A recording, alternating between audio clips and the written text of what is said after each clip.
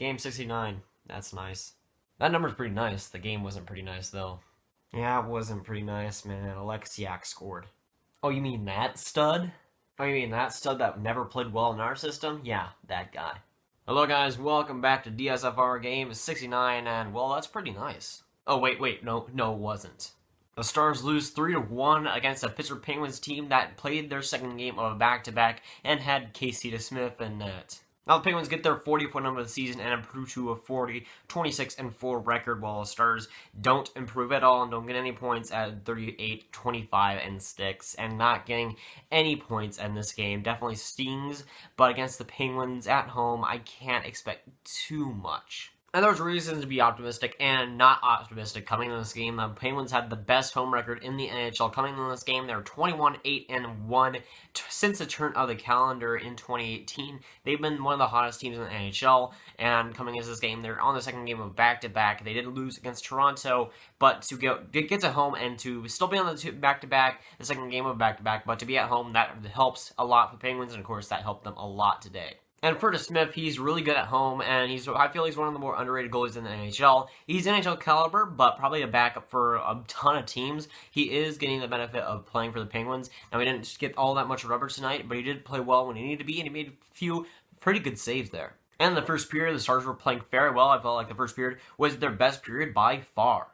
They get a ton of chances, most notably a Pillock on the power play. Basically, it's a semi-breakaway, but DeSmith is there. I think he just raised it over the net. Just a close shot, but DeSmith kind of got lucky there, as Pillock beat him, but just barely. He misses the net there. Now, the Stars are getting a lot of chances, but the Penguins are doing a fantastic job of just blocking shots and getting coverage in the middle of the zone, in the slot, and basically blocking and getting the defense going for a lot of opportunities the Stars had. A lot of it was solo guys going into the game and into the rushes and getting stuff done. Not a lot of passes back and forth, but the Penguins were very good at blocking shots there too. Now, Crosby almost on a breakaway, and then he looks to shoot coming around with Lettinen, but he whiffs on a shot. He gets another shot across, but Lettinen just makes a save. But he whiffed on the first shot, and that would have been so dangerous if Crosby got that away. Now, the Stars gave the Penguins a power play earlier, but they give them another power play, which is dangerous. The Penguins, one of the best power play teams in the league, first overall in the league,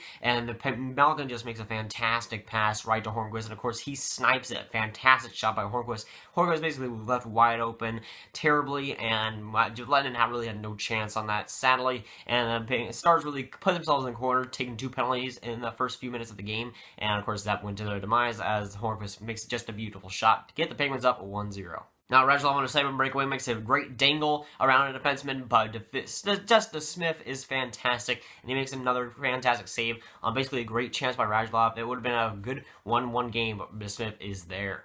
Now, the first period winds, and time just keeps going. No minutes pass, nothing really happens. Until 3 seconds left in the first period, Phil the Frill, the Kessel Master, makes a fantastic pass to, yeah, you know who, Jamie Alexiak, who makes, granted, a fantastic shot, but just a beautiful shot by Phil Kessel, basically carrying Alexiak on that play, but a fantastic shot by Alexiak. Of course, he's jazzed up to play against his former team, who basically let him go, and of course, he makes a great play on that, great shot, and he gets I think it's his 4th of the season against the Dallas Stars, and you can't get more story-written than that. And that Alexiak goal was the 6th time the Stars have allowed a goal in the last 10 seconds of a period ending this season. Now, of course, that's way too many, and that's 6 heartbreaking goals right there. The Stars desperately kind of needed to be turned back. A lot of clutch goals that were at the end of the game that they really desperately did not want to give up, and of course they did. I don't even have to list off the reasons that that's a heartbreaking goal, but for Alexiak to get that goal, and for it to be 2 seconds, or basically 3 seconds left to make it 2-0, it looked very bleak going on the second period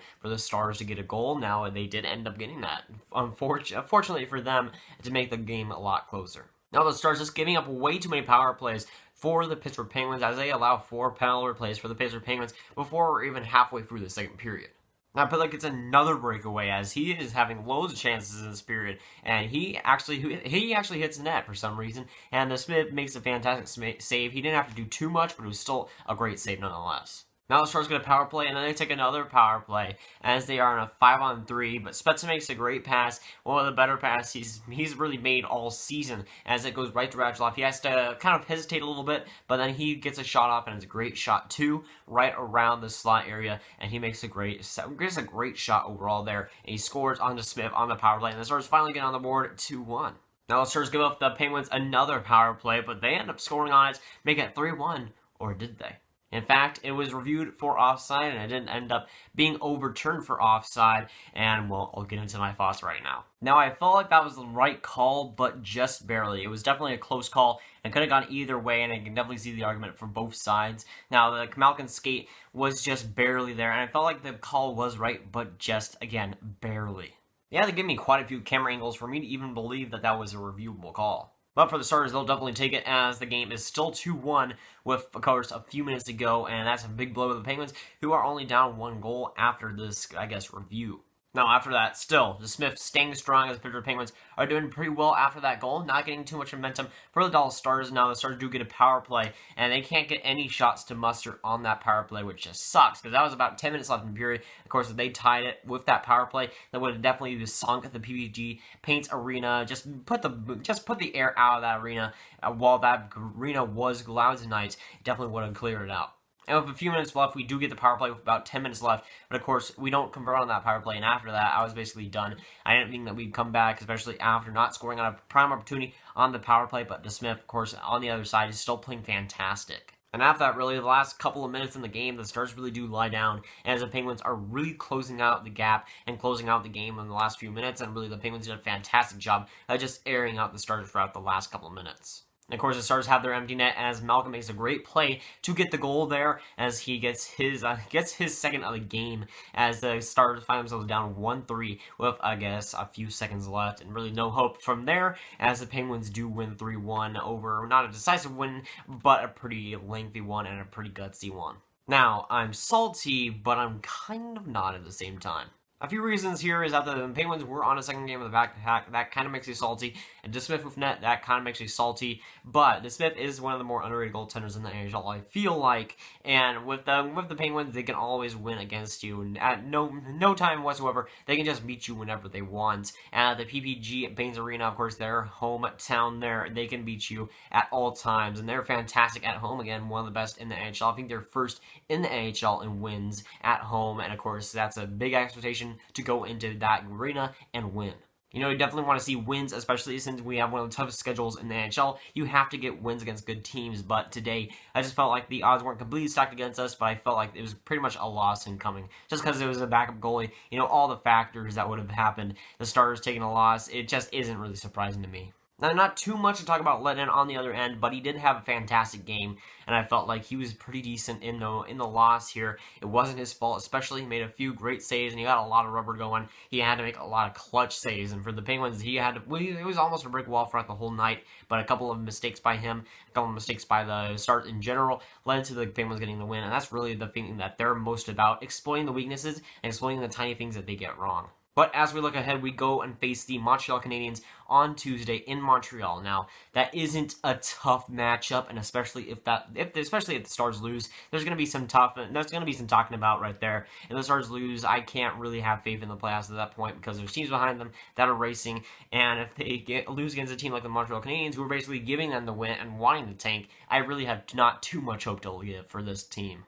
When you have as tough a schedule as ours against tough teams going into the playoffs, you have to get the wins that are given to you, and especially against Montreal Canadiens, that's going to be a team that is basically lying down to you, and you basically need to get the win right there. It's not a must-win game. Just looking at the standings, but if you can't win against teams like that, you're not going to win against teams in the higher ups in the standings. That's just a concern, especially if they lose. What's going on, guys? Like, subscribe, did not ring that bell if you haven't. Tell me down below what you thought of this game if you were watching it, and I'll see you guys later. Goodbye.